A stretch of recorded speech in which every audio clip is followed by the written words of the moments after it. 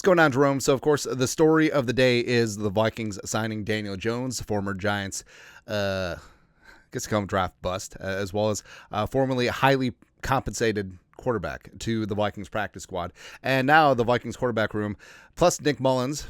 So anyways, I started blasting, as well as Brett Rippon. Vikings have 5 quarterbacks in the sphere. Of course, rookie first-round pick JJ McCarthy on injured reserve, as well as slinging Sammy Darnold going full career rehab. And again, it sucks that they changed the criteria for comeback player of the year, because he would be it.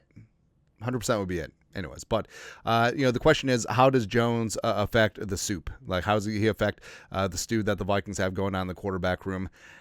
Not a ton. Right, I think it's a smart backup plan, contingency plan. Kwesi improving every single spot of this roster. Kevin O'Connell, of course, his reputation as a quarterback whisperer preceding him.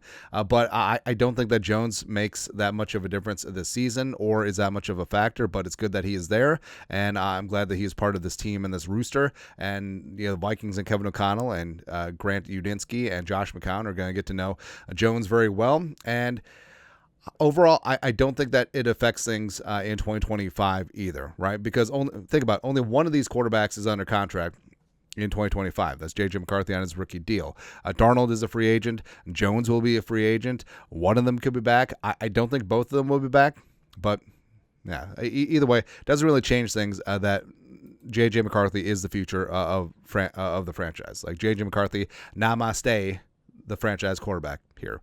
And of course, Darnold and McCarthy did battle it out in training camp a little bit. It wasn't really an open competition. Like it was clear that Darnold was going to be quarterback 1, but JJ showed a lot of great things and stuff, especially that Raiders preseason game, man.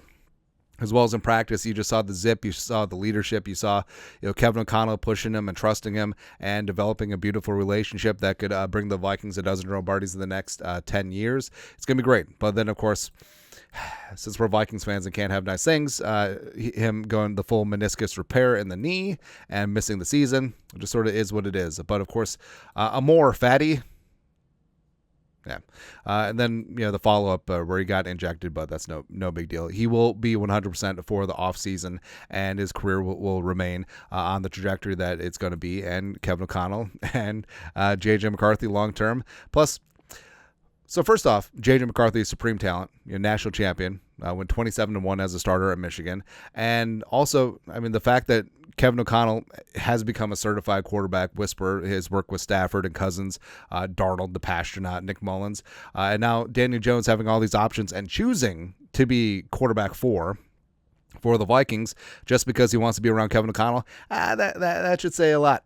That should say a little something. So having these two jabronis are amazing. And, of course, right after McCarthy went down with the meniscus, Kevin O'Connell went on the record, hey, even though we're going to rally around Sam Darnold and play good football, this is what he said, quote, as our fans either have already come to find out or will in the future, this guy, so motivated and dialed in, O'Connell said, as excited as I was to draft him, JJ McCarthy, he's confirmed everything that I hope to see. Our fan base and everyone should be excited the fact that we've got our young franchise quarterback in the building. Now, I don't think that Daniel Jones changes that calculus, right?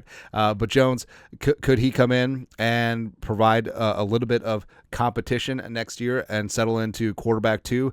Yes, I think he certainly could do that, especially since slinging Sam Darnold probably will be gone next year, either in free agency, signs a mega contract somewhere else, or a tag and trade situation for the Vikings, and then he signs a mega contract somewhere else, right? So I don't think that it impacts McCarthy too much. I think that, there could be some specter of, sure, competition, but I think that Jones, we said this before, I think that Jones needs a year to really catch his breath, as opposed to, just taking any job to take a job and just getting his head beat in.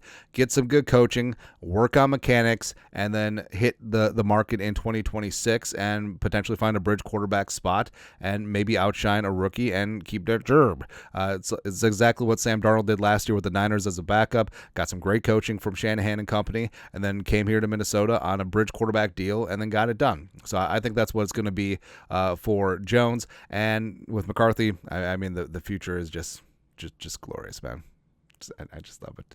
I'm extremely blessed and extremely grateful. And it is indeed going to be McCarthy at the helm for the future of the Vikings. Although Even though you have McCarthy in place, I still want O'Connell to start a cottage industry of taking day 3 or undrafted rookies or career busts and cast off, and then just get them in the system, get them some good coaching, and then all of a sudden you have this cottage industry of backup quarterbacks where either they leave and you get some comp pick love, or you can trade them and you get some picks.